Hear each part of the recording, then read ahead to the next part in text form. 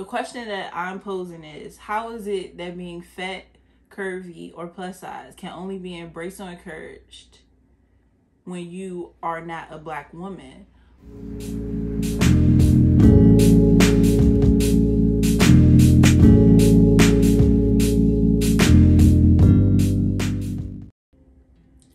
Hello everyone, welcome back to my channel for those that are returning, and welcome for anyone who is new. Just by the title of today's video, it may be a little heavy for some women. Just hearing about the different topics that I will cover in relation to the beauty standards that are set every day on social media, which a lot of people consume most of their days, every single day. And I just want to make it clear that it's okay if you don't have that Photoshop look or that luxury apartment. I mean, I have my dirty clothes laundry basket behind me. So let's just jump right in and get started. I want to talk briefly about the beauty standards that exist today and how I feel it can be very hurtful to Black women and their perception of themselves and their self-image. I do also want to bring up some ways that this age of social media entrepreneurship has allowed a lot of Black women to gain monetary success or recognition that they may not have otherwise even known, but that is a whole other video. Just for an example, let's just say Issa Rae is like a prime example of getting online and building up a brand. And so I may bring that up a little bit more later. So I'm pretty sure that we all have been scrolling through Instagram, Twitter, TikTok, Facebook, whatever, and we saw someone who looked flawless, no acne, no hair loss, no body weight issues, you know, none of these things that we see visibly wrong with them. And I feel that when you look at things like that, like everything is so perfect, and here you are, someone with flaws that are pretty normal, but it's not normalized in the things that you see every day. So although you may be this Black person that lives in this area where your whole community or majority of your community is Black, you don't even appreciate their different types of features because you're so focused on having this one for all custom look that everyone has going on. And I really want everyone to just stop, take a break, and remember that although you may or may not have these tangible things, it doesn't make you any less beautiful or worthy of the things that you want, whether it be love, whether it be success, whether it be, I don't know why I say success, I guess money, love, attention, validation, all those things that we as human beings seek. I know that it's important to find it, but we'll never find it looking for approval in other people online, because I mean, you can be absolutely perfect, the kindest person in the world, but there may be someone who doesn't like something about you, and you cannot please everyone. So I just want to remind everyone of that before I get into this video. I am not saying that you cannot have your lace front wigs laid, your box braids, knotless braids, your BBLs, anything. I'm not getting into it, because before I locked my hair, I definitely was wearing wigs, and even after I locked my hair, I was wearing wigs over my locks. I personally like to switch my look up, but I've been trying to also deal with my self-image issues and the actual colorism that exists within my family structure. So it's definitely interesting to think about. I personally feel that America has a very long and still ongoing relationship with all of those toxic Eurocentric beauty standards. And a lot of us are familiar with it because it's put in everything: film, magazine, fashion, social media. Everything is pushing a certain narrative, and the people who aren't in a position of power, it sometimes can be hard to, I don't know, just change like the information that we see every day. So I just wanted to add that in as well. I want to talk briefly about the beauty standards that exist today and how I feel it can be very hurtful to Black women. I do also want to bring up some ways that this age of social media entrepreneurship has allowed a lot of Black women to gain monetary success or recognition that they may not have otherwise even known, but that is a whole other video. Just for an example, let's just say Issa Rae is like a prime example of getting online and building up a brand, and so I may bring that up a little bit more later.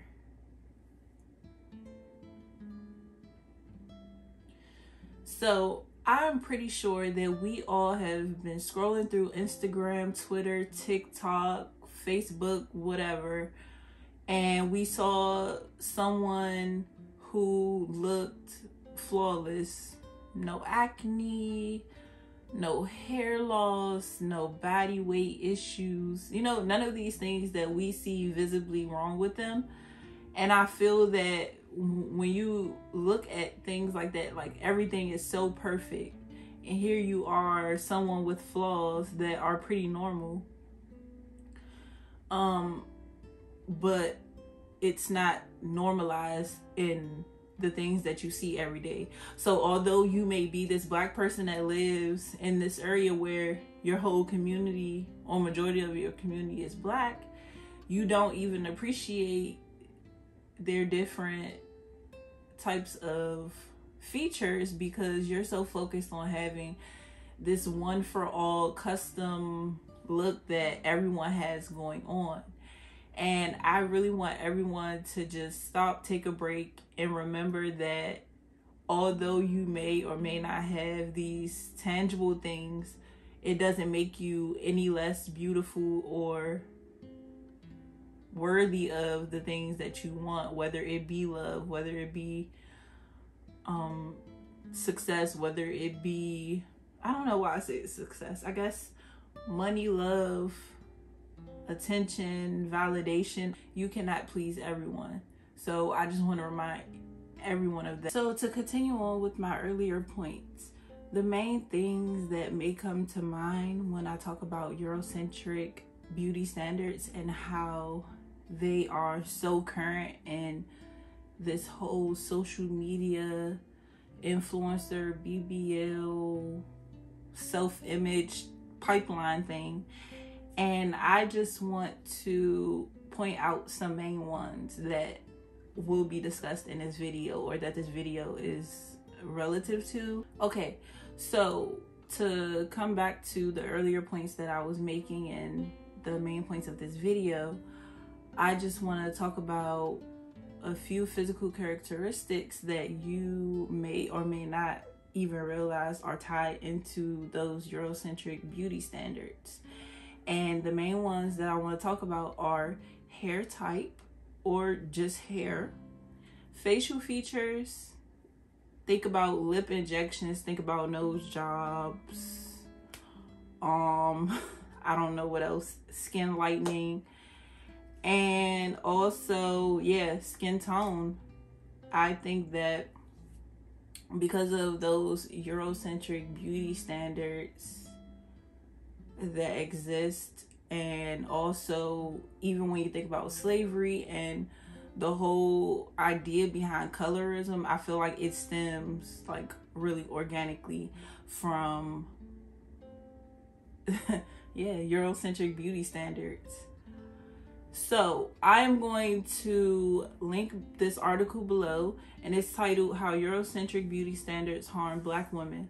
Flawed Beliefs About Beauty Persist, and They're Detrimental to Black Women's Mental Health by Tatiana Walk-Morris. I just wanted to read a small excerpt from this article. So I'm sorry if you see me looking out. I have notes because, yeah, it keeps me on point.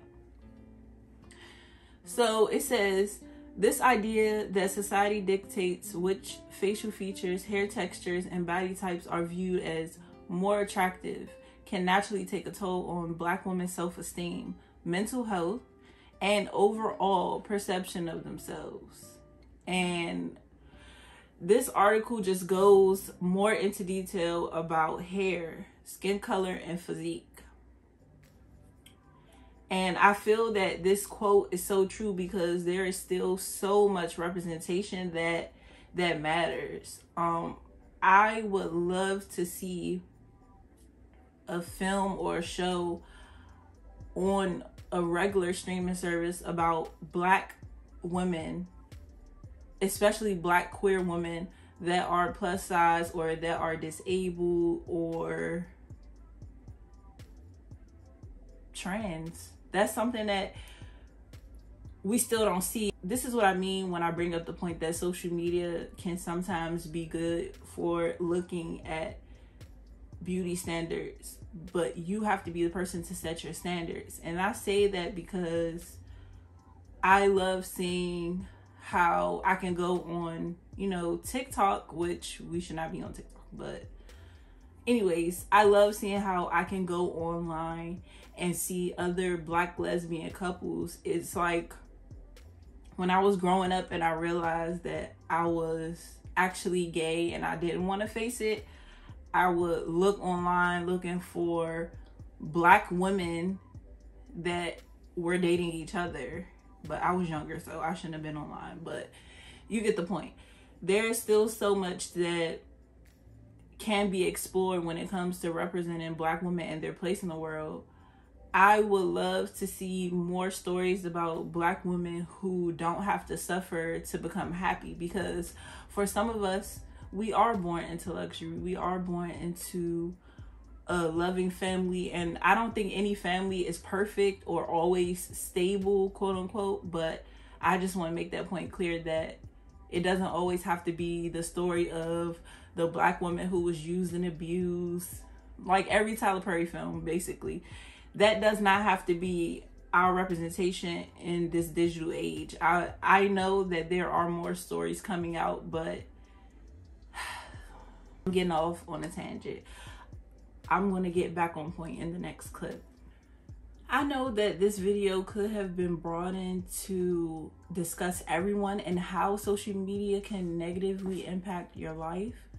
I think that anyone who is watching this video, even if you aren't a Black woman specifically, think about how the things that I'm discussing, the way you think about other people and how you treat them and how you value them is important. And we need to understand the root cause of the way we treat each other in order to, I don't know, let's just build up to something differently than the society we live in now. Because as Black women digest all of these images in media that do not favor them, they so easily begin to believe that they are not beautiful. I want to share something personal, and it's just about the fact that I have a niece, and my niece, she couldn't have been, I want to say she had to be about 6 years old. At that time, I was in college, and I went to a PWI.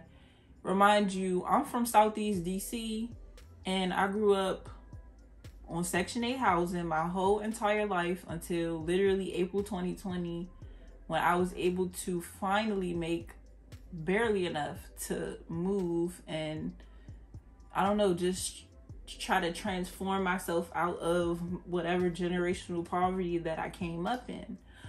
But during that time, like, I worked in college, of course, because I really didn't have any help at all, and my friends would help. But the point that I'm trying to make is that my young niece saw me in wigs all the time. She didn't really see my hair out. So she thought that, I mean, I just feel like she just thought of me as being beautiful. So every time she saw me, I had a wig on. And so she wanted a wig. But she had a head full of hair. I mean, at that point, even though she was 6, she had enough hair for a 12-year-old. And so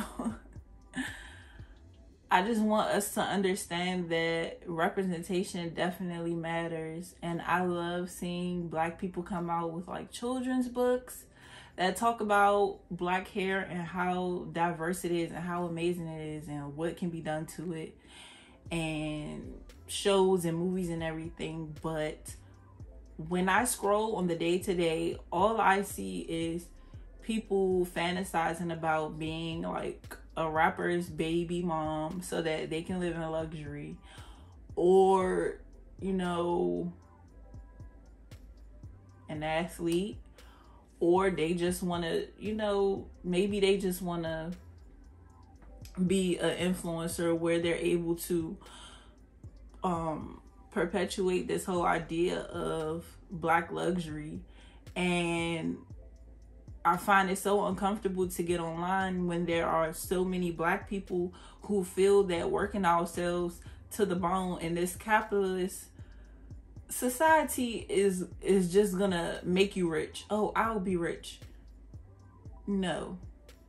Every day you're getting on here and the ideas that are being pushed to you are the same things that were being pushed far before technology existed. It's just so much easier for someone to get online and say these nasty things to you. And I think back to being a young Black woman. Like I said, I grew up really poor. And I don't want to say poor in the sense of like money, because, okay, I was raised by my aunt, but she didn't have a lot of money. But I wasn't poor in the sense of having family. Like, she did her best to normalize it. But I will watch all of these movies, and the common thing that they had in them for the women that were happy was that they were skinny white women with small noses, right, like smaller lips. Here I am with my big cheeks, my big face, and sometimes I feel like when I have my hair, it's, you know, it's not flattering.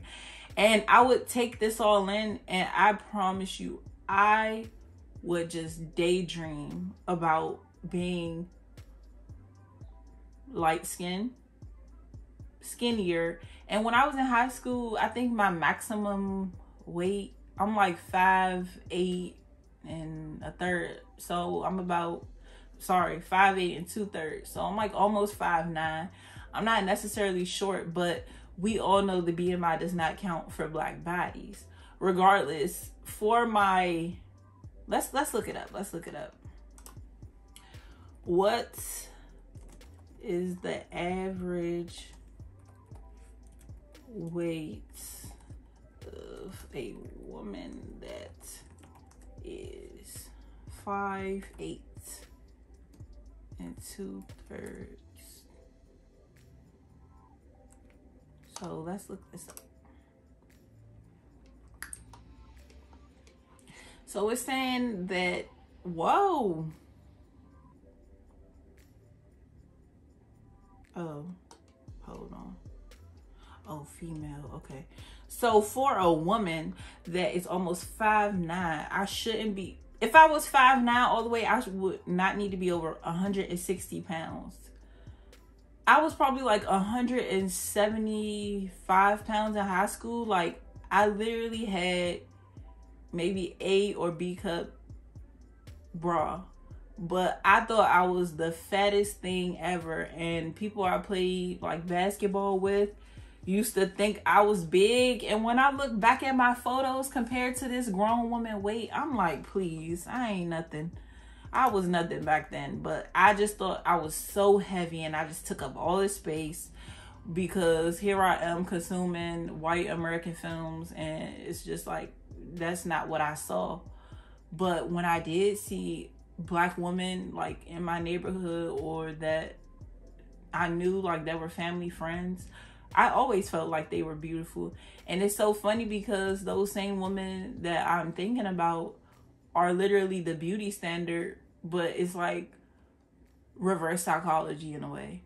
So these long acrylic nails that y'all see all these people wearing, and everyone wanting to wear rings, and I mean, all the trends that are coming back, everything really did start with Black women. And it's so funny that Black women get online every day seeing the culture that they've created, whether it be the AVE that y'all love to use. Oh, it's giving this is this.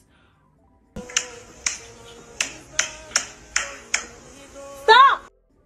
But it's only cute when it's not a Black woman talking in that tone, because when Black women talk in that tone, then she sounds stupid. Oh, she sounds like a dumb Instagram model, or she sounds like a gold digger. Like, how does it turn into all that when everything that is being consumed is like has blossomed from the same people who don't even think that they even look good in it anymore, because it's just like the psychology behind it. So I just want to get back on track and say that I just wanted to briefly acknowledge the parallel between Eurocentric beauty standards and the hatred towards Black women. I mean, especially on social media. Let me just start off by saying that this is in no way, shape, or form new. It's very interesting to me how Black bodies are abused, but in a new way. And I say that because now that we are moving into an era where more Black people are able to get education, higher education, able to obtain nicer lives and better opportunities for themselves, we get on social media, and instead of sharing the things that ultimately will move us forward, everyone like me, I know I follow a gossip page. Sadly, when those gossip pages do upload, it is a lot of time it's about Black women, and I definitely don't like to see Black women embarrassed on social media platforms, but it ultimately just breaks my heart because it reminds me how people don't genuinely care about the well-being of Black women. I probably could have been making more money in the work field, like the 9-to-5 field, if I didn't lock my hair, and if I was still wearing wigs over my locks. But it's like, look at my hair. I love my hair. It's the hair that grows out of my head, and it doesn't make me any less qualified, any less intelligent, any less worthy of being respected. And the same goes for Black women's bodies, because when I say this abuse of bodies, I don't mean necessarily plastic surgery. I mean, just when you think about poor self-image and the actual things that people do to deal with their self-image problems, whether it be plastic surgery, whether it be some type of eating disorder, just whether it be anything that will help them get those results that they want, because that's what they believe the beauty standard is. When it comes to Black women, like I said, we do not have the most representation, and the representation that we do have isn't always, it's like people just pick a few Black women and decide that that is like they are the standard for how we will treat Black women. So if it's a social media influencer or slash someone's baby mother, then I'm just going to use this to emphasize my point of how Black women don't deserve respect, because she's doing what a lot of probably wealthy white women that you don't even know about. It's just that our business, there's no privacy, there's no protection for us. So I just want to make that clear. There's no one out here. I don't want to say there's no one out here, because there are people that try, but I just feel that when I talk about abuse of Black bodies, I think about a Black woman. Like, for example, when I worked at Georgetown University, my salary was like $36,000. If you live in DC, I lived right on Suitland Parkway, so I'm like Anacostia area. Georgetown University is on the edge of Washington, DC, because it's further out, it's more up on a hill. And I work for financial affairs. We were past the university, all the way up Wisconsin Avenue. And I will work long hours just to bring home like at least $1,000 on a check every 2 weeks. So that meant me getting up at 4:45, 5 a.m. to get the train. I had to walk to the metro station. Remind you, I lived in a hood. So the way DC is definitely New York who, because the rats. But anyway, I would have to run out like through my neighborhoods, like parking lots, to get to the sidewalk to walk to the metro station. And on a good day, I could get one train, transfer over colors, because DC goes by colors, get on a second train, and then walk about, I want to say like 6-7 minutes to the bus stop to get the bus to go all the way through Georgetown just to get to work for a $36,000 salary. And I was like, wow, like, people think like when you grow up in the hood, you don't grow up sheltered. Like, you must be doing all these things. It's like, no, I did grow up in the hood, but I still got to escape it. I'm not saying that anyone was right or wrong for my experiences in life, but I was pretty naive to how the world worked. And I guess I was just so used to being at my little PWI and having my Black friends there. I would be doing things from the time I got there at 7 in the morning to sometimes staying 6 at night. And I was just like, can I get more money so that I can get home sooner, because I don't live in the best neighborhood. Like, you know, when you saw my resume where I lived at. And ironically enough, the people above me were Black people, but they told me how grateful I should be as a young Black woman to be having this opportunity. And I'm like, an opportunity to be more broke? Like, when I was in college, let me tell you something. Anyone who went to college with me, I didn't complain a lot. But my close friends in college, they took really good care of me. Like, anything I needed, I could call my friends. Like, they were there more for me than my family, to be quite honest with you. So when I was in college, I made about $8 an hour doing food service. And I was doing stuff that managers should have been doing.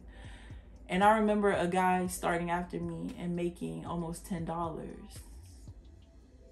And I had been there for a couple of years. And they would be working me to the bone. I didn't even understand why I worked overtime, because I wasn't making anything. I was pretty much full-time, getting like $200 checks. Whenever they paid me, they didn't even pay me on time, but still had to worry about tuition, or still had to worry about books, still had to worry about eating, not looking poor at this school where people have some type of support, you know? So this world is messed up when you think about where you are placed just from being a Black woman, and the amount of disrespect that you are expected to endure just for happiness. You shouldn't have to go through pain and suffering for happiness, or for notoriety, because people get famous for literally nothing. So why shouldn't black women? And it don't be for anything, because we set the trends. So let's think about that. Let me get back on track. I find it so hilarious how black women are always known as being curvy in the right places, which also lets people think that they can sexualize anything that a black woman does. Going back to working at Georgetown, when I was younger, the way that my fat distributed was mainly to my behind and my arms. It's still a thing. Like, when I lose weight, it's like, I don't know, the fat in my arms, I just don't know how to get rid of it. But for a lot of black women, that is the thing. And I feel that when black women are shaped in different ways, they are treated as less, or deemed less worthy of being respected as a human being. And I don't think that that's fair. And I bring up BBLs because black women are known to have the BBL body. That is why sometimes people are like, oh, well, does she have a BBL? Does she have a BBL when she's black? Because people just associate those two things. The question that I'm posing is, how is it that being fat, curvy, or plus size can only be embraced or encouraged when you are not a black woman, but people mirror a body image that they associate with a black woman, and black women who are associated with either having a surgery or having that shape are almost immediately sexualized online? And please tell me if I'm wrong. I find it so funny the way plastic surgery has become normalized to talk openly about when it's black women. Because I'm 26, almost 27, and I remember watching like E! And Everything on TV. Like I said, like I consumed a lot of TV growing up. And I remember when plastic surgery was like taboo. And I'm like, well, it is to white women, but with black women, literally anything that a black woman changes about herself has to be tied back into it. Does she look better? Does she look more sexy? Sometimes I wonder, like, what is the point behind social media? Because it really allows people to live with all of these ignorant ideals, and then they go and they see other people out in the world, and then they think that they know how to interact with them. Please don't come up to black women asking them about their body, their hair, their skin, their lips. Are your lips real? No. Because all of these features that you see people on social media implementing into their features, or what they're adding with filters, it is not to look like anything else but who? Black women. I just wanted to say that BBLs are a reminder of how certain features are associated with us, but they're not respected if it's just who we are.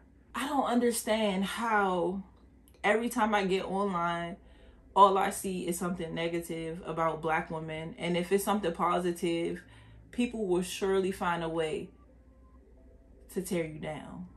So if you're a black female athlete that has done something for the first time in U.S. history, guess what? Everyone is online focusing on how you don't have big old boobs that are sitting up under your chin, or how you don't have a small little waist and a huge behind. And it's like, did we not just hear this person break a record? And so this idea that every black woman needs to have the little bitty boobs with the little waist and the big old booty, it's just not real for some people, and it's very harmful to continue to push this.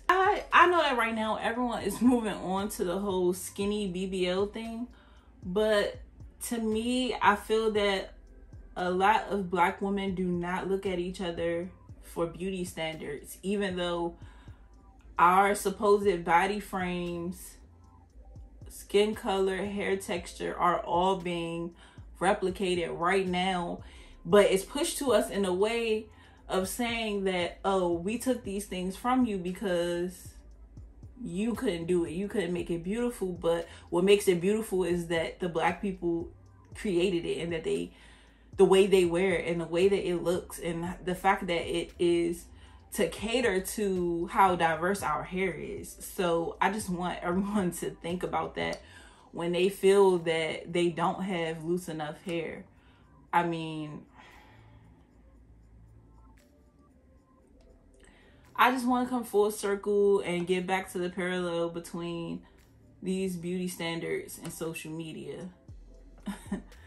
Let me just say, social media is not always reality. For the most part, it just isn't. It is an illusion in so many ways. We have images that are Facetune filtered. You can make your skin and eyes different, like Photoshop. Like when you take people in, unless you know them in real life, which I feel now everyone has gotten to a point where we all have social media friends who we may not know in real life. If you're not one of these people, never mind. But I really, really, really hate, I'm sorry, hate is a strong word, but I just really hate to see how I'm like, when you go through Instagram and stuff, I understand that I don't see as many Black people who created filters on Instagram, but why can't filters just be something fun where it's like, it makes you like make a silly face? It doesn't need to be, I'm gonna give you light blue eyes, blonde hair, little lips, or the Bratz doll lips, like the whole aesthetic that we're going for right now. I don't know. I don't need all that. And I do use filters. Like after I do a makeup look, I would like to do something fun, but I really try to refrain from, I guess, just sitting there and picking myself apart, because I know some people who absolutely will not post without a filter, and it's like, you have to see people in real life, and it's okay if you don't, you know what I'm saying? If you did your makeup online and you posted it online and they see you without makeup, I don't think that, no, never mind. Men, please don't comment, because men be arguing with women thinking that they have natural skin, that's it, and it'd be a full face of makeup. So as I started thinking about how Black women view themselves because of social media, I really started to think about not only the whole idea around BBL being something that is the standard for Black women's beauty. It just enrages me. I really want to go on and on and on, but for today, I'm gonna stop here. So I know I have just been going on a bit of a rant, but I really want everyone to understand, especially any Black woman that comes across this. I just want you to understand that it's okay that you have a wide nose. It's okay that you have dark skin. You are beautiful. It's okay if you don't have a BBL shape. All of that is fine, because there are so many people who are out here being their authentic selves and finding people who love them. Sometimes it breaks my heart when I see the things that people are willing to do, or even when I think about the things that I have done just to fit into those Eurocentric beauty standards. I literally got my first perm in the 5th grade, so I would definitely be doing a part 2. So part 1 is gonna go up this week, and then I will just film a part 2 for next week. Thank you to anyone who got through my little rant. I will be uploading part 2 next week, and I want to go more into talking about hair and fat phobia in relation to Black women in the media and how Black women have all these unrealistic beauty standards. So thank you. I will catch you in the next video, and thank you for watching. Don't forget to like, comment, subscribe, and bye.